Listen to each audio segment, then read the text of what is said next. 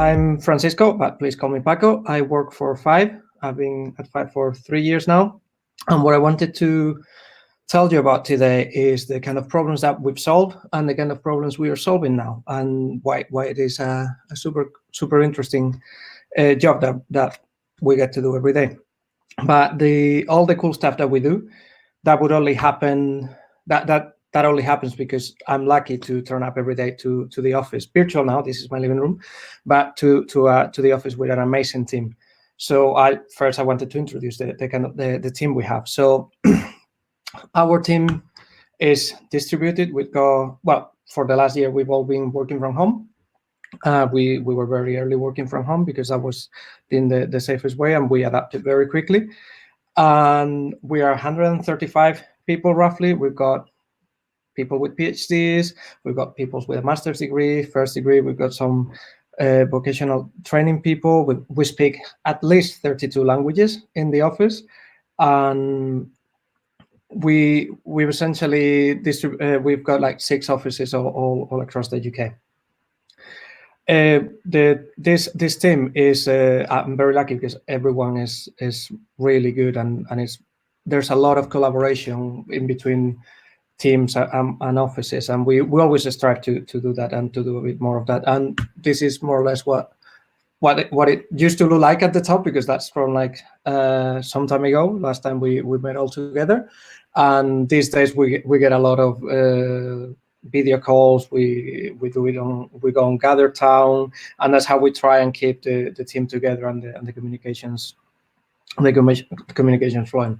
The way in which we work as a team is sort of more or less we try and adhere to this principle. So as I said, we've got quite a few big questions that we're trying to solve, and we're trying to find the best solution. So we know that we don't know everything, so we're constantly learning. We're always trying to understand it better and to see if there's a different point of view we can take and a better solution that we can bring into. With that, it comes with the fact that we are doing, as Pablo has said, we're doing cutting edge science for some things, and once you get some cutting edge science, you need to, in order to bring that into a product, you need to put it into you need to take your prototype and make it into a well-engineered product. So this is one of the things that we also aim to do, and we spend a lot of effort trying to do that. And sort of the third principle is that we aim and we try and empower everyone in the company to have impact every day. Impact can have many different ways. Sometimes you just fix a very urgent bug, others you'll just help someone who's not having a good day or who's stuck with a problem that happens, and we try and help each other all the time. And at the same time, we also try and remember that, especially over the last year, that we've been behind a screen, and it's only like a name. It's like there's a person. So we try and work as a good team, like rather than just a bunch of individual contributors. So we try and aim to just we only win if everyone wins, if that makes any sense. So this is the kind of approach that we have as a team and how we try and make things. And I would say it works well because we've got an excellent team in the company, and that's why I get to show you all the cool stuff that I'm going to show you right now. So first, I would like to start with a little bit of history. So Five has been going for 5 years, and the sort of headline is that we were the first ones to bring self-driving cars to London. We did that as part of we developed a level 4 prototype, and we took it on the public road in London as part of a project called Streetwise. We took also members of the public, and we did about 1,300 miles of passenger trips in London.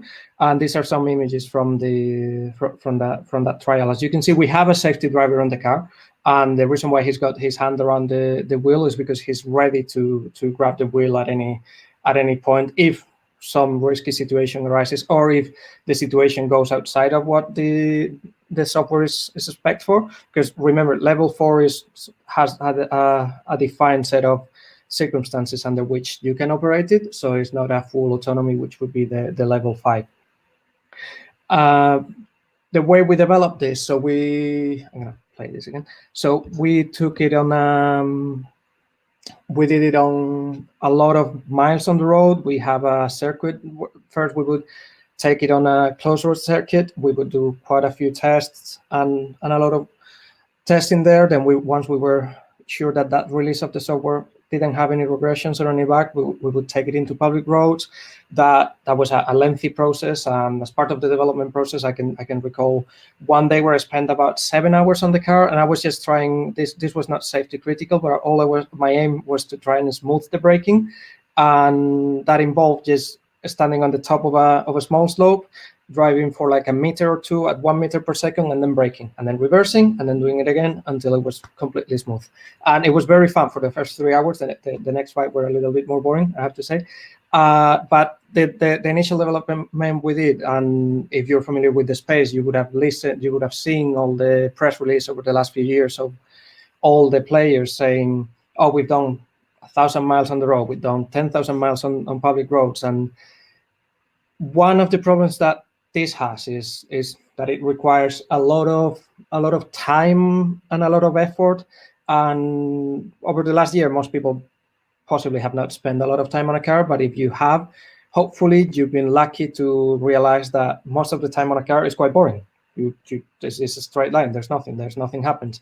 And when you're testing a system, what you would like to go is you want to go to close to the failure modes or to the error modes, and you want to find where the bugs are. So that's what you're going for. So part of what we realize is, and you might be thinking this now at the moment, is like, oh wait, so you were just essentially doing everything in the physical world.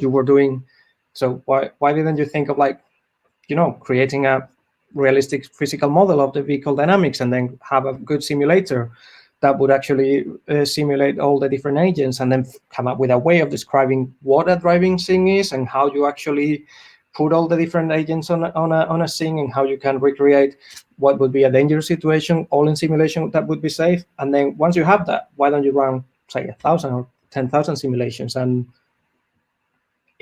now that you're doing it, you might as well just automatically analyze all those results and pick up the most important ones, so your engineers can actually spend quality time looking at the most important problems. And that is precisely what we've been doing over the last 2 years. That's we started 2019, and we've been building this software, this sort of tool chain that is that is trying to answer this question, which I know is not a properly formulated question, because it's a full system. It's not, so a unit test doesn't apply, but it's quite catchy. So that's why I wanted to place it this way. So what we've been doing is trying to develop the tools to be able to continue doing and improve on what we did with the level 4 prototype, but to do it better, faster, cheaper, and more importantly, safer. And in order to do that, so one of those questions that I've mentioned that we have to start answering, and we had to come up with good solutions, is how do you describe it? First thing is you need to place your simulation somewhere, and that somewhere needs a map. So unfortunately, for a self-driving car or an ADAS system, to do realistic simulation, your Google map or Citymapper map doesn't cut it. You need a slightly more accurate, or quite a more accurate map. And luckily for that, there's an existing standard format. It's called OpenDrive. It is it's quite common in the industry.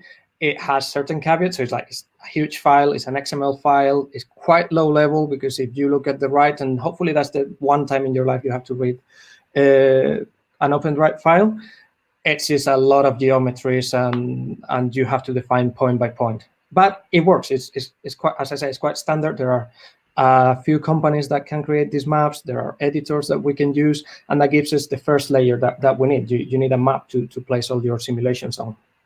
And so now that we have a map, we've solved this problem. This is a solved problem. We've solved this one. What do you do with it? So you need to put your agents. You need to describe your driving scene on top of it. You need to be able to work out what the simulation looks like. And luckily, there's another standard coming up, or there's Open Scenario 1 and 2, and the first one came out of European and OEMs and tire suppliers, and this is what we adopted. We've done a few internal improvements and optimizations, but essentially we just use the standard. And this allows us to describe all those scenarios that we were thinking about, that you have to drive 100 to 100 miles, or I don't know the numbers off the top of my head. You have to drive a lot of miles on the public road to find something interesting. Here we can concentrate and make every meter of simulation, every second of simulation count and bring value to both our customers or our engineers that are developing the autonomous vehicle features. Because it's simulation, so you can actually create dangerous situations, and it's fine. It's all bytes and ray tracing. So what does it look like? Again, it's a very low level. It's a very descriptive. It's something that you definitely don't want to spend your days writing an XML file like that, because it would take a lot of cognitive load and it wouldn't make it. So what we've done is we created our file scenario editor. It's got a UI.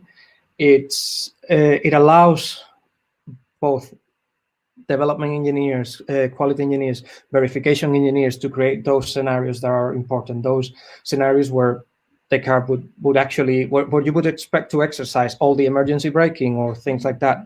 So you can do that very safely, and you can do it in simulation. And more importantly, you can repeat it every time you make a change to the code. You don't have to go on the road and then drive 100,000 miles. You can drive them in simulation, and that's the sort of the value that we are adding to the tool chain. We are actually making it easier and faster for the teams to develop these features, and essentially to also make sure that there are no regressions included. So once we've got to this point, so we've got a map, we've got the scenarios that describe the driving scenes, we've got our scenario editor, and we've got a nice database in the backend with quite a few of those. How do we? What's the next thing that we would need to do? I mean, so first thing the first thing that, well, maybe not the first thing that comes to mind, but one of the things that is important is now we want to run it. We don't want to run 10 simulations, we want to run thousands.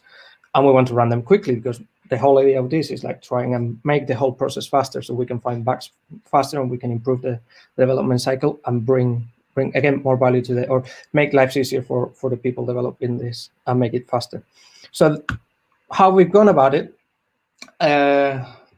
it's essentially we've put together a lot of technologies, and we've been working on it for a while. We've got a development process that is quite stable. We've got a Kubernetes cluster running on AWS, and on top of this, we work with a microservices architecture. Most of those microservices are written in Python, and if we really need to go fast, we'll go on C++. We try and everything runs on Docker. And our development process is quite mature at this point. So we've got continuous deployment. We deploy to production quite a few times a day. It's what I would say a seamless process. Of course, everything can be improved. It's like what we have is good, but we are constantly looking to improve the process.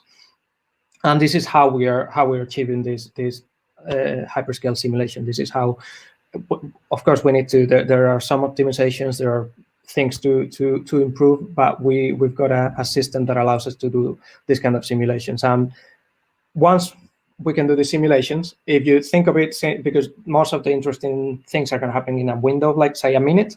If you run, I'm not even going to go too big. So, but if you run 1,000 simulations, and if you have to ask someone to watch to go through the visualization, we've got 2D, 3D visualizations for those simulations. By the time they get to simulation 555, they've completely forgotten simulation time. And simulation time and 555 could be very similar, and they could have like an important thing. So obviously you have to analyze that automatically. And the way we go about this, so we've created quite a few systems that allows, first you have to define how good driving looks like. Once you've defined what good driving looks like, you have to define what's the limits of the system, because not every system I've said between level 4 and level 5, there's a big gap of features and abilities. So you have to, and then you have to make sure it's like within this setup, within the scope of this system, is that good driving, is it not? And then you have to define what the good rules of driving are. So we can run this analysis. This is like a screenshot of one of our tools, where we can see how the system sticks to to some of the rules, and we run this automatically on every simulation, and we can pick up on the interesting cases that then we sort of show to the developers for them to pay attention, and that saves this poor person having to watch 1,001 minute simulations and trying to then keep notes of which one was interesting and which one was a little bit more boring. And so these are some of the questions that we've been looking at. Some of the questions we have partial answers to, others we are still trying to find a better solution. And thank you very much.